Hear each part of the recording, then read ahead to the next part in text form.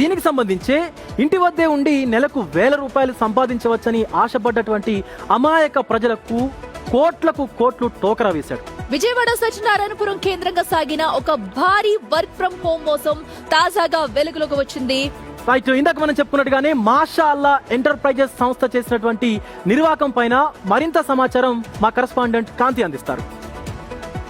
తక్కువ పెట్టుబడితో ఇంటి వద్దనే ఉండి డబ్బులు సంపాదించవచ్చని ఆశ చూపినటువంటి ఒక కంపెనీ బోర్డు తిప్పేసింది. ఈ నేపథ్యంలో సత్యనారాయణపురం పోలీస్ స్టేషన్కు బాధితులు భారీ సంఖ్యలో చేరుకుంటున్నారు. దాదాపుగా 500 మంది బాధితులు ఒకేసారి సత్యనారాయణపురం పోలీస్ స్టేషన్కు ఆంధ్రప్రదేశ్ తెలంగాణ రాష్ట్రాల నుంచి వచ్చి కంప్లైంట్ ఇవ్వడంతో పోలీస్ స్టేషన్ ప్రాంగణం అంతా కూడా బాధితులతోటి కిక్కిరిసిపోయిన పరిస్థితి కనిపిస్తోంది. వీరంతా కూడా ₹1,00,000 నుంచి 2,00,000 వరకు కూడా పెట్టుబడి పెట్టిన వారు. చిన్న చిన్న పనులు చేసుకుని కుటుంబ పోషణ కోసం డబ్బులు వస్తాయి, ఇంట్లోనే ఉండి పని చేసుకోవచ్చు అని ఆశపడిన వారందరికీ కూడా నిరాశ ఎదురైంది. మొత్తంగా వీళ్ళందరూ కూడా మోసపోయామని మొదట 2-3 నెలల పాటు బాగానే డబ్బులు వేసినప్పటికీ వీరికి ఇస్తామన్నటువంటి అమౌంట్ ఇవ్వకపోవడంతో బాధితులంతా కూడా సత్యనారాయణపురం పోలీస్ స్టేషన్కి చేరుకున్నారు. నేను గొల్లపూడి నుంచి వచ్చాను.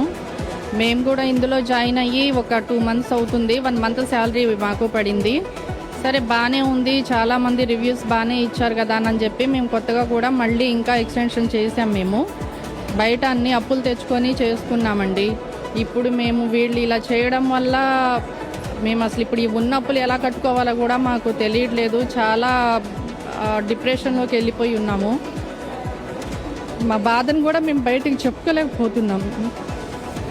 కానీ మాలాంటి వాళ్ళని మోసం ఎలా చేయాలనిపించిందో, ఎందుకు ఇట్లా చేశారో కూడా అర్థం కావట్లేదు.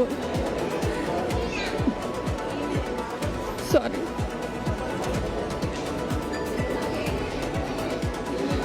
మాకు న్యాయం కావాలండి. మాకు న్యాయం కావాలని మేము గవర్నమెంట్ని కోరుతున్నాం. మేము వస్తే కూడా పోలీస్ స్టేషన్కి వస్తే కూడా ఏదో వాళ్ళ ఫార్మాలిటీ అయితే వాళ్ళు చేస్తున్నారు, కానీ ఎప్పుడు అవుతుందో కూడా చెప్పలేమంటున్నారు, వస్తాయో రావో కూడా చెప్పలేమంటున్నారు. కానీ మాకైతే న్యాయం కావాలండి. మేము చాలా అందరం కూడా మధ్యతరగతి కుటుంబాలే. మేమందరం కూడా చాలా ఇబ్బంది పడుతున్నామండి. ఇప్పుడు ఇంకా ముందు ఈ ఫ్యూచర్ ఇప్పుడు ఎట్లా ఉండబోతుందో అని ఆలోచించుకుంటే నేను చాలా భయం వేస్తుంది. దయచేసి మాకు న్యాయం జరిగేలా చేయండి. కోట్ల రూపాయల బాధితులు నష్టపోయారు. దాదాపుగా కడప, కర్నూలు అలా చాలా చోట్ల నుంచి అటు తెలంగాణ నుంచి కూడా బాధితులు ఉన్నట్లుగా గుర్తించినట్లుగా తెలుస్తోంది. కోట్ల రూపాయలు పెట్టుబడి పెట్టిన బాధితులంతా చిన్న అంటే అప్పు సప్పు చేసి తెచ్చుకున్న డబ్బులతోటి ఈ బాధితులంతా కూడా స్టేషన్కి చేరుకుని Big TV without fear or favor.